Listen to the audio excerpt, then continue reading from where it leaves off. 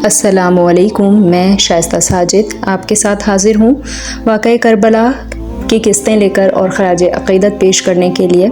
اگر آپ سب میرے چینل پر نئے ہیں تو میرے چینل کو سبسکرائب کر لیں، بیل آئیکن کو پریس کر لیں تاکہ آگے معلوماتی ویڈیوز آپ کو ملتی رہیں۔ یہ میرے بہت اچھے کولیگ ندیم محمد نے یہ تحریر لکھی ہے۔ مجھے امید ہے کہ آپ سب اس کو سنیں گے اور خراج عقیدت پیش کریں گے۔ خراج عقیدت یکم محرم حضرت عمر فاروق رضی اللہ تعالیٰ عنہ۔ اللہ کو جو اپنے بندے کی سب سے زیادہ ادا پسند آتی ہے وہ ہے قربانی، اپنے نفس سے لے کر جان، مال و متاع، اپنی ہر خوشی، آرزو و خواہش کی اللہ کے لیے قربان کرنے والا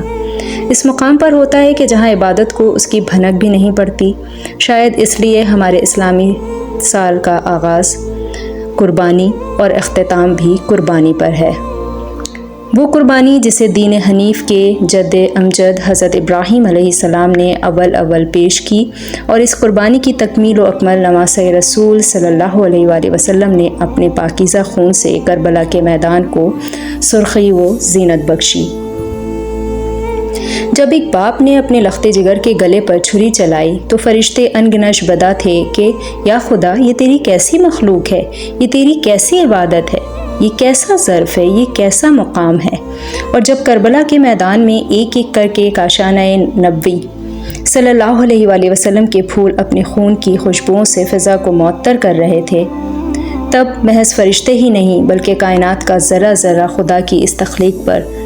نغمہ سرا تھا کہ خدایا، تیری رضا کی خاطر کوئی ایسے بھی قربان ہو سکتا ہے کہ اپنے نظروں کے سامنے نہ صرف اپنے جگر کے ٹکڑوں کو بلکہ آخر میں اپنا سر بھی تیرے در پر ایسا سر بسجود کیا کہ تلوار پر تلوار اور تیر پر تیر چلتی گئیں مگر سر سجدے میں سر بسجود ہی رہا۔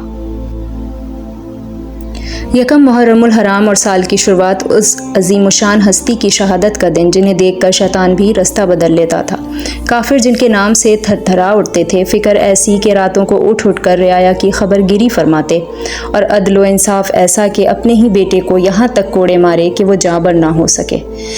جی وہی حضرت عمر فاروق رضی اللہ تعالیٰ عنہ جن کے بارے میں نبی محترم صلی اللہ علیہ وآلہ وسلم کا ارشاد عالی شان ہے کہ اگر میرے بعد کوئی نبی ہوگا تو وہ عمر ہوتے۔ عمر بن خطاب بن نفیل بن عبدالعزیٰ بن رباح بن عبداللہ بن فرد بن زرع بن ادا بن قاب بن لوی بن فخر بن مالک۔ آپ کا سلسلہ نسب 8ویں پشت میں نبی محترم صلی اللہ علیہ وآلہ وسلم سے جا ملتا ہے۔ خلیفہ دوم حضرت عمر فاروق رضی اللہ تعالیٰ عنہ خلفائے راشدہ میں سب سے اہم مقام رکھتے ہیں، کیونکہ آپ کے دور خلافت میں اسلام قریباً 3 براعظم کے بیشتر حصوں میں پھیل چکا تھا۔ خلیفہ ثانی کا تاریخ عالم میں بہت بلند اور امتیازی مقام تھا۔ تاریخ آپ جیسی کوئی اور مثال پیش کرنے سے قاصر ہے۔ دنیا کا کوئی اس قدر عظیم اور بڑا حکمران ہو، اس کے ساتھ ساتھ لوگوں کا سب سے بڑا خادم بھی ہو، دشمنوں پر ہیبت، سادہ اور انکساری و عاجزی کا مجسمہ ہو، عدل و انصاف، امیری و غریبی، طاقت و ناتواں کا اتنا خیال تھا کہ ایک بار دور خلافت میں بدور عدالت میں پیش ہوئے تو وقت قاضی زید بن ثابت آپ کے احترام میں کھڑے ہو گئے تو آپ نے فرمایا، اے زید، جب تک تم خلیفہ کے ساتھ عام آدمی کا سلوک اور برتاؤ نہیں کرو گے تم اس وقت تک قاضی کے منصب کے لائق نہیں ہو سکتے۔ آپ نے 27 برس کی عمر میں اسلام قبول کیا۔ آپ کا قبول اسلام ایک بہت ہی دلچسپ واقعہ ہے جو کم و بیش ہماری درسی کتابوں میں بھی موجود ہے اور زد زبان عام ہے۔ حضرت عمر فاروق مکہ کے کل 17 پڑھے لکھے افراد میں سے ایک تھے، اور یہ بھی حقیقت ہے کہ جب رسول خدا صلی اللہ علیہ وآلہ وسلم پر ظہور نبوت ہوا اس وقت ان 17 پڑھے لکھے افراد کا خاصا چرچا تھا۔ آپ کو آرزوئے رسول صلی اللہ علیہ وآلہ وسلم بھی کہا جاتا ہے، کیونکہ آپ کے قبول اسلام کی دعا آپ صلی اللہ علیہ وآلہ وسلم نے فرمائی تھی۔ آپ کے دور خلافت 10 سال پر محیط رہا، اور آپ کے دور خلافت میں جو عظیم و شان فتوحات ہوئیں انہوں نے عربوں کو عروج پر پہنچایا۔ جب آپ کے دور حکومت میں ایک بار دریائے نیل خشک ہو گئی اور توہم پرست لوگ دریا کو نذرانے کے طور پر کسی دوشیزہ کو دریا کی بات کرنے لگے تو آپ نے ان خرافات کو سختی سے منع فرمایا اور دریا کے نام ایک رقعہ لکھا، یعنی یہ خط لکھا اور اسے بھجوا دیا کہ اسے دریا میں ڈال دو۔ خط میں لکھا تھا کہ اے اللہ کے بندے اور مسلمانوں کے خلیفہ کی جانب سے، اے دریائے نیل، اگر تو اپنی مرضی سے بہتا ہے تو ہمیں تیری کوئی ضرورت نہیں، اور اگر تو اللہ کے حکم سے بہتا ہے تو ہم اللہ سے دعا کرتے ہیں کہ وہ تجھے رواں کر دے۔ خط کا دریا میں ڈالنا تھا کہ وہ دن اور آج کا دن دریائے نیل پھر کبھی دوبارہ خشک نہ ہوا۔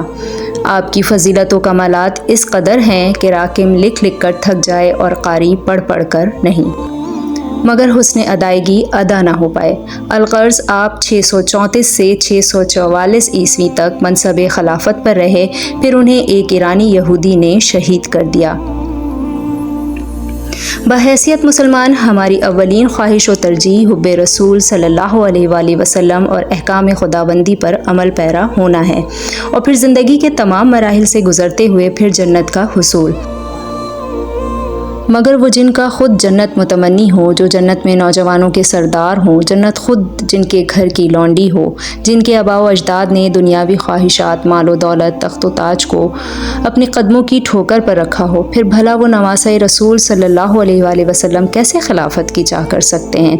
نہیں، آپ کے سامنے تو کوفے والوں کے وہ خطوط تھے جن پر آپ کو ایک کے بعد ایک خط لکھا گیا تھا اور آپ سے استعادہ کی گئی تھی کہ یا حسین، اس وقت اس پورے روئے زمین پر اگر کوئی خلافت کا مستحق ہے تو وہ آپ کی ذات کریمی ہے۔ ہم یزید کی پیروی نہیں کرنا چاہتے، آپ یہاں تشریف لائیں تاکہ ہم آپ کے ہاتھوں بیعت کر سکیں، ورنہ روز محشر ہم آپ کے نانا جان کے حضور کہیں گے کہ یا رسول اللہ، ہم نے آپ کے نواسے کو کربلا بلایا تھا، خطوط لکھے تھے، مگر وہ جب تشریف نہ لائے تو ہمارے پاس یزید ملعون کی پیروی کے علاوہ کوئی اور چارہ نہ تھا۔ یہ وہ تلخ حقائق تھیں جن کی بنا پر حضرت حسین ابن علی کو مدینے سے کربلا کی جانب سفر قدم اٹھانا پڑا۔ آگے جاری ہے۔